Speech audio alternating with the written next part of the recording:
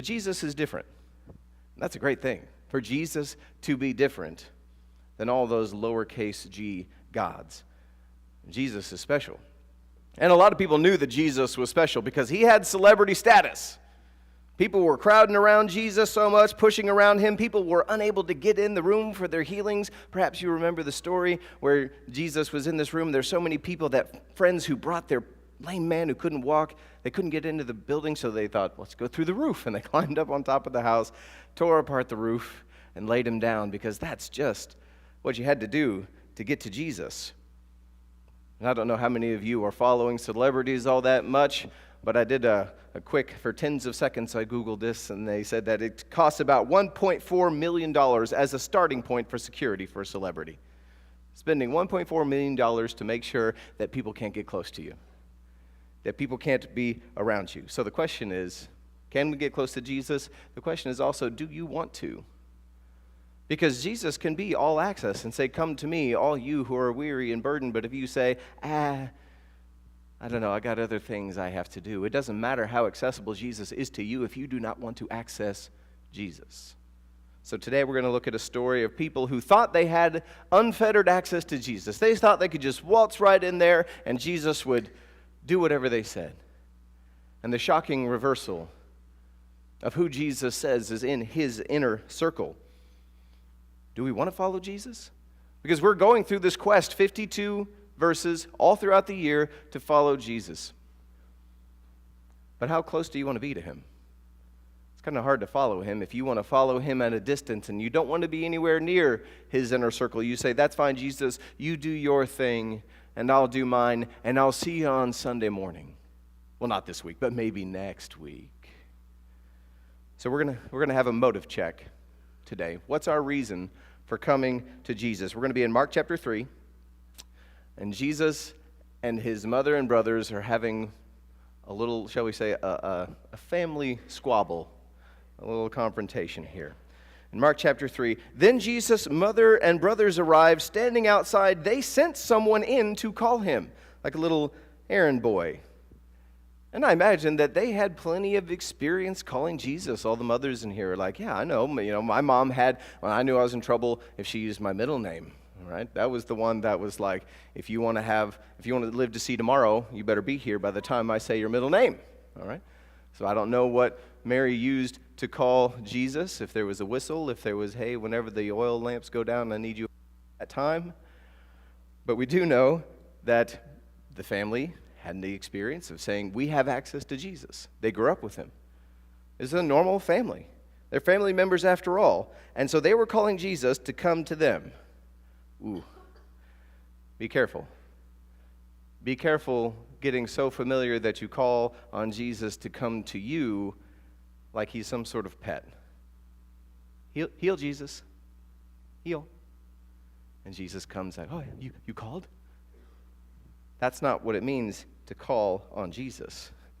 To call on Jesus is to know exactly who you are and exactly who he is and say, when I'm calling on you, I'm actually humbling myself and saying, I will be whatever you need me to be. I will be wherever you need me to be. When I call on you, he will answer. He is close to those who are brokenhearted. He wants to hear from us. But Jesus wanted to build a church, and he called it the ecclesia. You know what that means? It means the called out ones.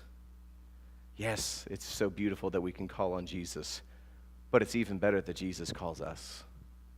That Jesus calls us out and moves us out. So we don't say, hey, Jesus, come to us. Bless our plans, because we have decided, and we just kind of need you to give you a rubber stamp of blessing, because we could not possibly do any wrong. To call on Jesus is to say, Lord, save me. Come to me not because I have some agenda I need you to fix, but because I am the agenda that needs fixing. I need you to save me. But that is not why they are there. Calling on Jesus is very wise, but the way that we do it matters. And so the crowd there sitting around him, they told him, your mother and your brothers are outside looking for you. And in verse 21, we see their motive, exactly why they're there. They went to take charge of him, for they said, he is out of his mind. Oh, man. Imagine being Jesus' brother. Why can't you be more like Jesus? Right? He does so great in Sabbath school. His room's always clean. He never sins. But now you think, I'm tired of this. What he's doing right now, this is not what he's supposed to be doing. He's supposed to be taking care of the family. He's not supposed to be rolling around with these 12 do-nothings, these people that just weren't even disciples to begin with, but he called them for some reason. This isn't how he's supposed to run things in this family. This isn't how he's supposed to teach. Maybe Mary thought that he was in danger doing it this way, that he was a danger. So for those of you who are on the debate of Mary, did you know that your baby boy, some people are like, yes, she knew, but yet here she is going, we need to take charge of him because he's doing something that's confusing. It was this secret cabal, all right? The family gets together. Have you ever been singled out by your family? Listen, we all kind of have this intervention, Jesus. What if I told you that there was a secret plot to stop Jesus by people who didn't understand his ministry? Who would come to your mind? You'd probably think of Judas. You think of the religious leaders.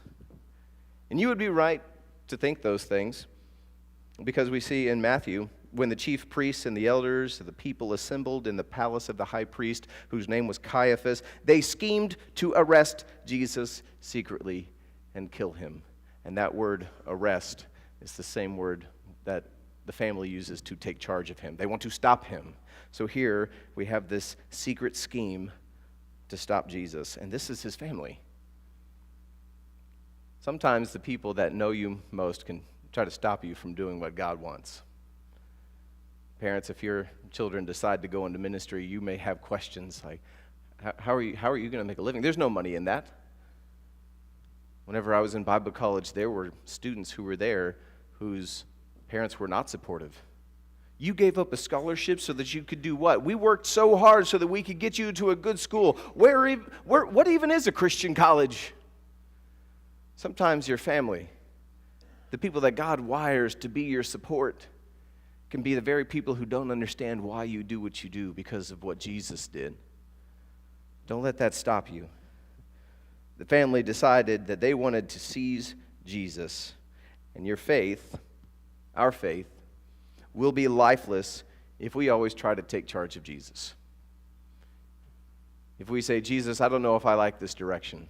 I don't think I like where we're headed. Do you know what you're doing up there, Jesus? I think I might be the only person in all of history that may have a better plan than the one you provide. Your faith will bloom, it will blossom, and you will see things you could not possibly have foreseen or imagined or dreamed if you let Jesus take hold of you. If you let Jesus seize you. If you let Jesus stop you in your tracks from going down the road that you want to go down, and you say, Jesus, let's do it your way. The Apostle Paul, early church leader, he wrote a letter that we call the Philippian letter to a church in Philippi, very appropriately named.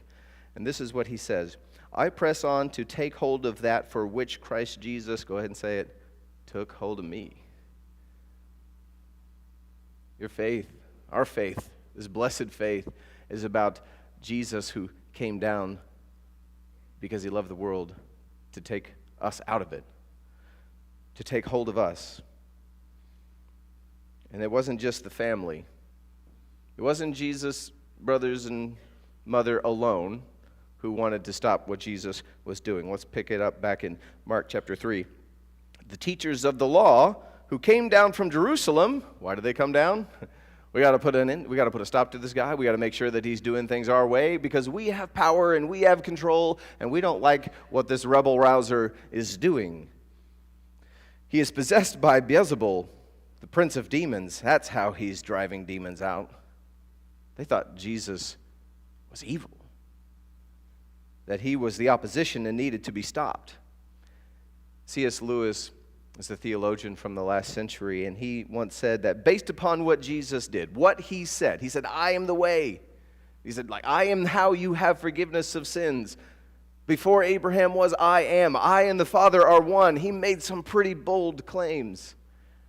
And he says, based upon what Jesus said, he's either a liar or a lunatic or he's Lord. He's either lying to you, and that makes him evil because you're still in your sin. And if there's no resurrection, there's no hope for us. And we are to be pitied above all people if we only have hope for this life instead of just for the next life. So if Jesus was lying, he's evil. Or maybe you're like your family. I mean, we've got two brothers here. What if one of them just decided to say, did you know that before I was the creator of all things? You would be like, what happened to you today? Liar, lunatic. But if what he said is true, then everybody else there that day has the wrong agenda. And he is the Lord who needs to be listened to. His family thought that he was misguided. His enemies thought that he was misleading. But there were people there that thought he was the Messiah. Which one are you? And some of you may have given up on Jesus because you think that he is not good. You have tried to follow him, but you were following a version of him that was given to you that wasn't actually in the Scripture. That's why we're walking through the life of Jesus all year long. So maybe you could see, oh, it was some of his misguided followers that misrepresented him. He's actually not bad. He's good. And he's Lord, and he's worth following with all that I am. And Jesus says something very shocking. Let's get back to Mark chapter 3. Who are my mother and my brothers? Ouch. Moms, think about that. Gotta just be very honest with you all right now. Some of you know that we adopted our daughter. There may come a day when she just in frustration says something along the lines of, "You're not even my real dad." I don't want that to happen. But if it does, how do you think that'll make me feel? Jesus, don't you know the commands? You're supposed to honor your father and mother. It's the first commandment with a promise that will go well with you. How can you say, "Who is my mother"? There's not a Hallmark card for that. All right, Mother's Day's coming up. Can you imagine if it's just like, "Who are you? Who is my mother"? That would not go well. It wouldn't sell well. But notice, Jesus does not say, "Who is my father, my mother, and my brothers"? He knows exactly who his father is. And because his family has a misunderstanding of his mission, he knows what he needs to do. What he wants to do is honor his father first. And then by honoring his father, then he can appropriately honor his mother and his brothers. And this actually isn't the first time that his family lost sight of Jesus, lost sight of his mission, and they came to pick him up like some sort of lost, wayward son. They lost sight of him when he was 12 years old. And Luke records that while Joseph and Mary, thinking that he was in their company, they traveled on for a day. But Jesus was back in Jerusalem. And I want to pause here and think about this phrase, thinking that he was with them. Right? Let's go back to this idea that Jesus just sort of beckons. Whenever we beckon, he calls like he's some sort of pet, like he's on a leash. There will be times in our lives when we think that we are doing the right thing. Or even as a church, we think we're heading in a specific direction. And we could think, surely Jesus will be with us. Surely Jesus will bless us. Can we say that we do not want to get out in front of Jesus? That's not following. If we're really going to go on a quest with Jesus and follow him, we need to get as close to him as possible without trying to take the lead and say, "Jesus, teach us." We don't want to assume that he is with us and then turn around and realize that somewhere along the way we got separated from him. And whenever we get separated from Jesus, he's not the lost one. Never has been. Jesus has to like everything we do. Let's pick back up in the story. When they did not find him, they went back, which is always good. If you find that you're not with Jesus, retrace your steps, go back to where you last had him, and he will be patiently waiting for you to lead you on. They went back to Jerusalem to look for him, and after 3 days, we lost the Messiah. For 3 days, we had one job. In the temple courts, sitting among the teachers, listening to them and asking them questions, and everyone who heard him was amazed at his understanding and his answers. Do we have anybody who's 12 years old in the house right now? Sweet, come on up. No, yeah, I didn't ask for a prayer. Yeah, come on up. Come on. Everybody give him a round of applause. Gideon, my man. Last time you were up here, I had cheese balls. I don't have cheese balls this time. All right. Orange Mike, Gideon, we'd love for you. I think we've got another 10 minutes or so of the sermon. Would you please amaze us with your answers and understanding of the Messiah? You could try. Go for it. I didn't plan this out. If you want to say something, go ahead. By all means, I'll turn my mic off. You want to say something? Oh, okay. Well, all right, cool. That's cool. You go ahead and have a seat. That's good. Give him a round of applause again. Yeah, I didn't know how that was going to go. I would love it. He was like, finally, somebody gave me a mic. Let me tell you about the Messiah. That would have been awesome. I would have just sat down. But what did you know about the Lord when you were 12? How many people were amazed at your understanding and your answers? To publicly be at the temple where everybody comes to make their sacrifice, and you are the one shocking everybody. And you would think that as a parent, whenever you watch your kid do something amazing like that you would just say, hold on just a second. We know where he is now, okay? We don't have to panic anymore. That 3 days was awful, but he's right here. Let's watch him work.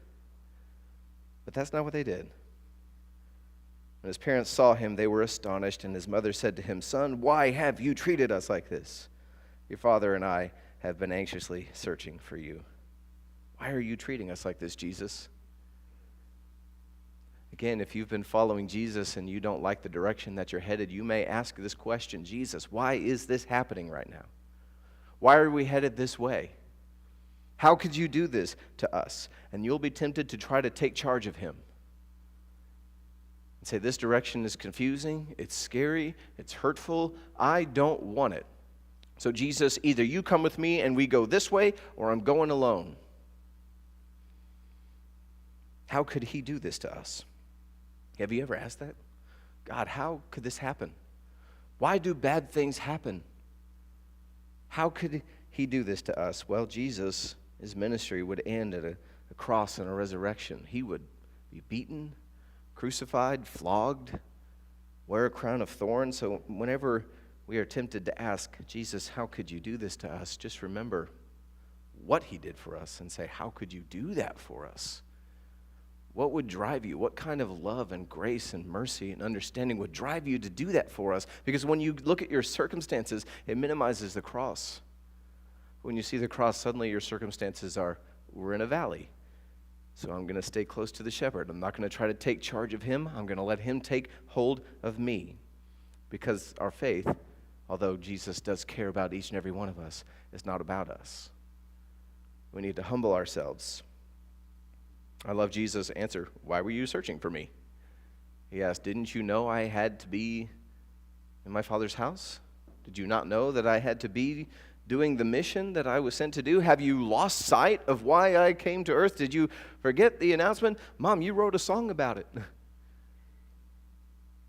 Of course I have to be here. But this time, so what Jesus did in Luke chapter 2, he was 12. He went with his parents and he was obedient to them because he was a child. And he remembers, honor your father and mother. And he grew in grace and wisdom and in knowledge and in favor with both God and men. But here, man Jesus, he looked at those seated in a circle around him and said, here are my mother and my brothers. I'm not leaving this time, Mom. Because you had a misunderstanding of what my mission was when I was 12, we're not doing that again. The way that I honor you is by honoring the Father who sent me to do a very specific mission. And now, Jesus' family has to turn and submit to him. And I, for one, I don't know about you, I, for one, am glad that Jesus did not stop that day. That he did not submit to what people who had a misunderstanding of his mission expected of him. That he did not stop because the religious leaders thought that he was evil, and he thought, oh, by golly, I'm getting a bad reputation. I better stop. Jesus would have a bad reputation among people so that we could have his reputation and be clothed in his righteousness. I'm glad that Jesus didn't stop his ministry. And he looks around at the people in the room and says, here they are. These are the people who belong to my family. So what I want you to do right now is look around in this room. Look at the people. Some of you may have the same last name, so you think you're family, but realize that there's a greater family. And I'm looking at the people online too. Whenever you're watching, could be now, live stream. Hi, Brenda and Donnie. It could be later as we share this online. Do you see people in here as family? Do you know them? Do you talk to them outside of here? Maybe we got some family problems. I don't know. We're all connected in many different ways. Maybe we work together. We have different hobbies, different clubs. Like I said, the same last name. But we all need to be connected by the name that is above all names. That's the one that brings us together as a family. And Jesus closes out this moment with, being summoned by his family. In a moment that looks like rejection, but it's actually reflection. He says, I'm doing a new thing. You thought you had access to me just because we grew up in the same household. This is how you have access to me. This is how you become a part of my inner circle. Literally, they were in a circle. This is how you become somebody who belongs with me. Whoever does God's will is my brother and sister and mother. It's almost like Jesus meant it whenever he taught his disciples to pray. He said, your kingdom come, your will be done on earth as it is in heaven. And we like to take that and say, your will be done on the earth, generally out there. Other people should do your will, Lord. Your kingdom come, your will be done on earth as I am here on this earth to do your will.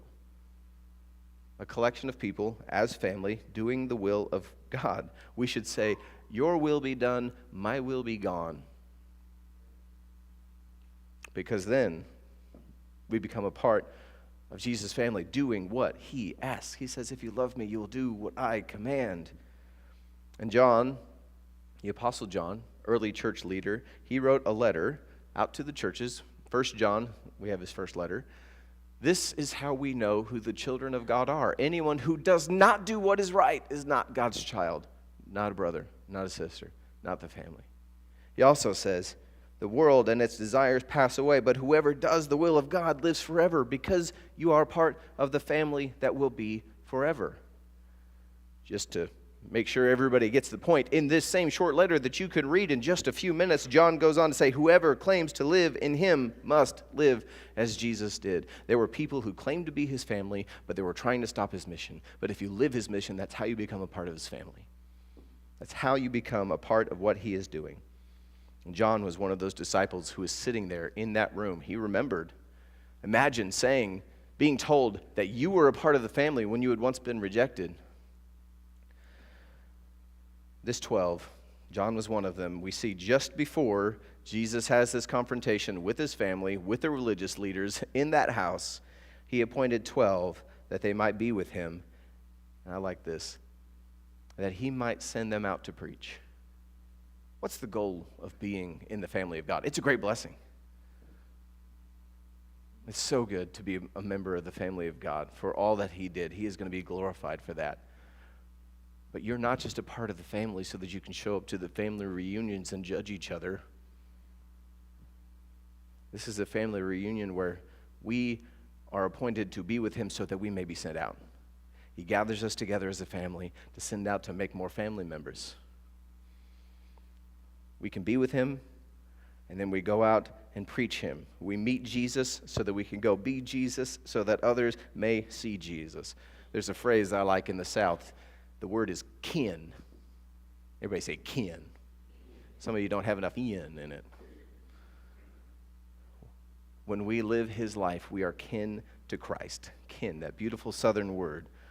That when somebody calls you kin, and you know you're not blood, but they're like, you're kin. It just makes you feel so welcome, doesn't it? Especially if it's like a southern grandma. She's like, oh, sweetie, you're kin.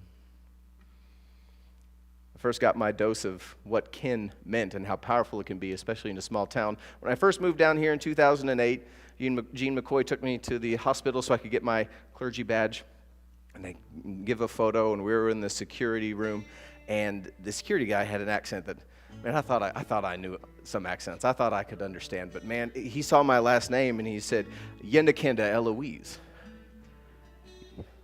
I was just staring as he's taking my photo. I kind of have a glazed look on my face because I was like, I don't know what he just said. I'm sorry, could you say that again?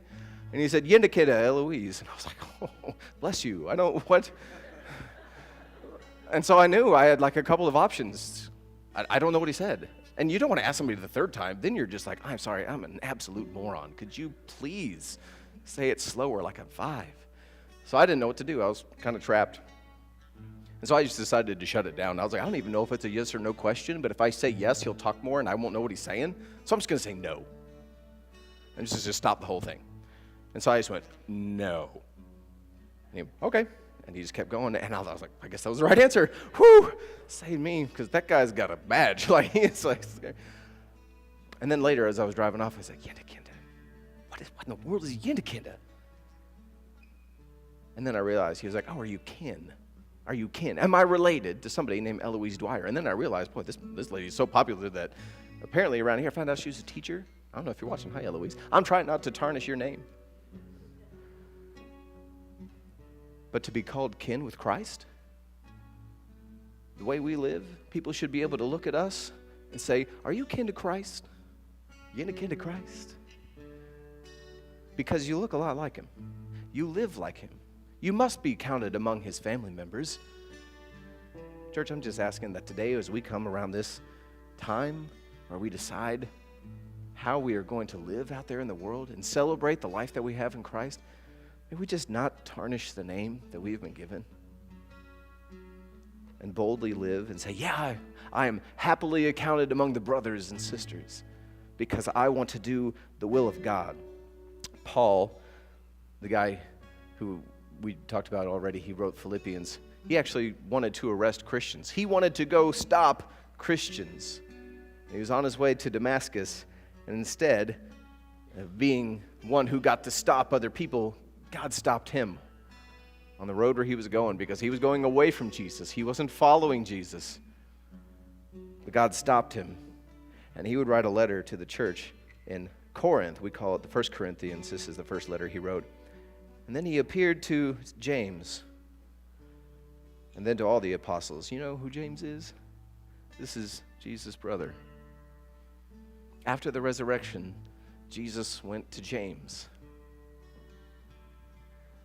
and had a family reunion.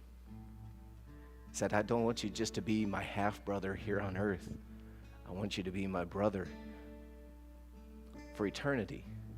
To be in the family that matters most. Do you see now, James? Do you see now why I couldn't leave the house that day? Why I couldn't submit to your will? Because there was a better mission out there for me. And the world's going to try to get you to stop. The world's going to try to get you to shut up. The world's going to say, could we quit it with the Jesus thing? And you need to say, I'm trying to turn you into a brother. You don't understand what you're saying, because when you understand who Jesus is, it changes everything. And I'm so thankful that nobody gave up on me, so that I could be a child of God. Jesus had to stay in the house teaching because one day he would come out of that tomb victoriously, and then everybody would understand. So be patient with the people who don't understand right now. For the people who are outside of the house, who are saying, maybe Jesus should do it our way, be patient with them. Because Jesus can appear to them too, like he did to James, like he did to the Apostle Paul, and he can stop their unbelief and bring them into the family, and we can welcome them and celebrate. This James, who tried to take charge of Jesus, would later write his own letter to encourage the churches. And this is what he said, come near to God, and he will come near to you. Do the will of the Father. He knows what it's like to come near to Jesus with the wrong motive and be turned away. So when James says to draw near, he says to draw near with a sincere heart and sincere faith and say, Jesus, let's do it your way. And Jesus will absolutely answer that call, the call for salvation. Our prayer team is going to be out those doors down the hall, and they want to walk you through this decision to follow Jesus, to have a life-changing experience, maybe to go through a motive check. Why do you want to get close with Jesus? Is it so you can keep an eye on him and make sure he runs your life the way you want him to? Do you want to make him your pet God to do your bidding? Keep an eye on him in case he steps out of line? Maybe you have had a bad experience with one of his followers. Anybody in here ever have a brother or sister that embarrassed you publicly? No? My brother has. I've embarrassed him. My brother has that experience. I know that I haven't always been a good brother. And yet sometimes people can see what we have done as the family of God. When we've gotten off mission, and they can say, well, that God you serve must then be a bad person. I'm asking you today, if that's you, if you've got church hurt, that you see our older brother, and we're sorry for the times that we've fallen short, but don't take it out on him, because he already took everything to make sure that you could be called out to follow him. You can get close to Jesus. Maybe today you need to recommit because you decided you were going to be a family member, and then you ran off and haven't seen the family in a while, distant family member. He's calling you to come back, you prodigal child, to receive the love and reinstatement. We can get so close to Jesus, so close that we get to dwell with God again. You know, that's what heaven is being with God forever. He left heaven and came to earth to do the will of the Father, to make us his family, and one day there will be a glorious family reunion. And we have to ask, will we be close to him on that day? Pray with me. Lord, we come to you to be a part of your family. It's a call that we do not deserve, but we want you to be our Father. And we want to treat each other like brothers and sisters who are dearly loved by you. Help us to see each other as valuable. Help us to see the lost as those who need you. And may that change everything we do for the rest of our lives. And it's in Jesus' name.